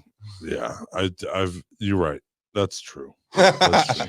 You know what? I've done more, but you know, in a new life, I'm not going to do that no more. You know, I seen a guy take a toothbrush out of the garbage and brush his teeth. Not T-Ruck, but Not a T-Ruck. different guy. but that was true. That's a true story. Hey, you got to brush your teeth. Got to brush your teeth, man. Gotta brush your teeth. I was seeing people bathe in the drinking fountain, like there was a water spigot in the middle of the fucking giant fest. It was been muddy for days, and there was a couple people bathing in there. It was sudsy and everything. They had soap, and they were just Bathing in a mud puddle. cold water in the mud puddle, dude. They got out more muddy than they came in. I don't understand it. I was Guess like, it all right. worked for them. You did good. You did good. Now you got mud in your That gooch. is something on my bucket list, so I would like to go to a gathering. Yeah, Never oh, been yeah. to one. Definitely on the bucket list. It's a sight. Well, ICP's on their farewell tour because Jay's sick. So Yeah. He's Yeah, got I some did hear medical that. issues. I don't think the gathering of the juggalos will stop though. I don't. No, Yeah, I don't yeah, see that. 'cause I was stopping saying that's like either. a lot more than just them. Yeah. They got wrestling there and shit like Yep. that. comedic acts. yeah, but he's the one that puts it together. Yeah. Well, you think he would have a team by now? Yeah, Yeah, or but pass the torch. or Just something. because he's got a team don't mean they do it like he does. That's true. Very Correct. true. Very true. Correct. That is. Oh, they don't have the same vision. But I mean, that's how you're supposed to do it, right? Because nobody's going to live forever. Yeah, You got to that's make very your true. company and then teach your company the way it goes, the way you guys run. That's what you're supposed to do, right? Yeah, you don't want it to end up in the wrong hands. Mhm. Someone else try and take over. And then somebody else fucking takes over and just runs it to the ground or turns it into a fucking shit. yeah. Oh, this office space could be a good a good Pornhub site. You know? What the fuck? What's with the camera? Yeah, what are we doing, dude? I thought this was a job interview. Yeah, it's a different type. Take your pants off. What does the mouth do? I just want to say, complains. What do you mean, sir? Let's get your guys' social medias, how to find you, how to find Pro Wrestling Edge, and then we got one more question we want you all to answer. Yeah, I forgot all about that last question. So one at a time. Well, you can find me on Facebook. My name Brandon Kazalukas, and then I'm on Instagram PWE Big Kaz. There's an underscore in there between Big and Kaz, and it's with 2 Z's. 2 Z's. Go ahead, Jordan. I was gonna say you can find me on Twitter. That's where I just do all my wrestling. It's tweet Jaybird. Tweet Jaybird on Twitter. Oh yeah. Doesn't Twitter do that up when it makes a notification sound? Doo-doo. I don't know. Don says this shit was awesome. Thanks for giving me something to listen to at work. Hell yeah, bro. Yeah, you can find me at Brokowski19 on Twitter. I'm JRut19 on Instagram. You can find Pro Wrestling Edge at PWE Pod on Instagram, Twitter, TikTok, and Facebook. No, Facebook's Pro Wrestling Edge, capital P, W, and E on that too. Apparently, there's another Pro Wrestling Edge out there. Is If you it? type it in, yeah. But we're number one. We did it first. LLC. Yo. Oh, yeah. Did you plug in Pete? And you can do the prowrestlingedge.com. That's our website. And then from there, you can find all of our social media, all of our links, all of our podcasts, the link to the Brain Busters to go to our merch store. You can also find Bruce Jeff's- Psychedelics, Yep, yeah. Bruce Psychedelics on there. His Etsy store is on there. And yeah, mainly go to prowrestlingedge.com. That's where you can find literally everything and anything about us right now. Boom, you can find everything. And you can listen to them on every platform, right? Yep, every platform Every out there you fucking can hear us platform. on. Yeah, you can hear us on every platform, but if you listen to us on Anchor, that's the link that we release when we release episodes. Okay. That's the one we actually get, a little bit of kickback. It's pennies per play, but we'd appreciate that if you A guys lot see of that plays, link. a lot of pennies, brother. Yeah, it adds up, helps pay for it, and Yep. speaking on that, how that's going to help pay for our future. Like we have sponsorship packages available too, anybody, small businesses, restaurants, mom and pops. If you got, like an Etsy store, or you have something that you want to get out there and promote, contact Pro Wrestling Edge, myself, Dan O'Mac, any of these guys, and we could put you on the right path for some sponsorships. Fuck yeah, that's how it is. I got one more question for all three of you. Oh, boy. It's the big one. They've been waiting to the end for it. Last thing to say to the world. What are you saying? If you had one last thing to say to the world, what would it The be? whole world would view it. Last thing to say.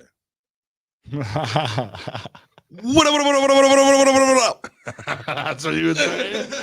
That's what I would go with. I'd like to think I'd say something like clever and nice, but it's probably going to be in like, oh shit, or, what I'm the, horrible at or what the fuck. speeches. Holy shit! Yeah. Holy shit! I'm not ready for this. Yeah. Yeah, definitely. Try and go sentimental. Whoever you are, I love you. Boom. That was beautiful. I like that because I tell everybody I love them before we leave. That's it for episode 97 of Pillar Talk. Almost forgot the episode. It's been so long. Thank you guys for coming on. Thank Thank you, you for man. having us. I hope the future is right, and write your shit down that you're thinking so you don't forget it, so you can get it all. Nick Gooch says, do good, be better to each other. That would be his last words. Oh, what a good last That's a words, good one. Gooch. That's a good Where one. were you at the whole time, bro? Dude's like, what up, what up, what up, what up, what up? What up? That's You're my about last to die, word. dude. And Big Cat's like, oh shit. We out. Thank you guys for coming up. I can't wait to work with you guys in the future. Amen. Absolutely. Can't wait to see where you guys are going. That's it for episode 97. I love you guys. Have a good one. Brought to you by Brain Jerk. Fuck yeah. I'm with my people, man. I'm with the gang. My heart hurt. I can't help but sing.